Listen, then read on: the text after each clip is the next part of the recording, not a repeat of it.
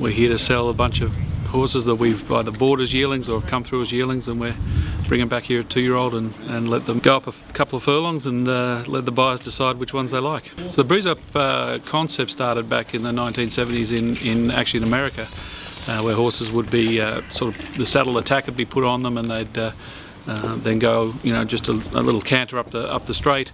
They came over here into Europe and it's been very successful, and the general idea is that you're taking a young horse, and ask him to work over 2 furlongs, which is not far. It's obviously not the race distance. The race distance will be 5 furlongs and further, but they take those horses and from that get an idea as to what horses they like to, as long as the horse is travelling well and doing everything right in the breeze, and the buyers will come out and have a look and hopefully be buying nice horses going forward. So we get here about sort of just on 7 o'clock in the morning, just check their feed, check their temperatures, check their legs, make sure everything's cold and tight and there's no issues with them, and then we'll take them out for a walk first, just walk them around and give them about a 20-minute walk, and then put the tack on them, take them over to the track.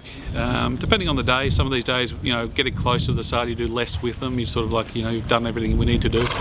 And so we'll take them to the track. We might work them, a furlong or so, or 2 furlongs, and it really depends on the horse. If you've got a sort of smaller, lighter filly, you don't need to do as much work.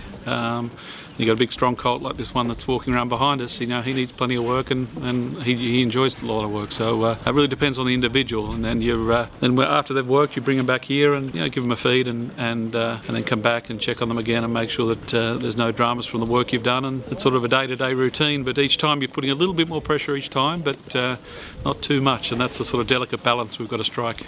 Well, hopefully the first thing we want to see is after the breeze is how they recover. That's the main thing. Is you want to see a horse that comes out bouncing and happy, and the work that he's done hasn't been too hard for them. That's the main thing, because we're trying to give a product, sell something that the trainer's going to want to train on with. They're not going to sort of say, hey, this is a used product that we want something that everyone's going to go forward with, which we hope we've got today.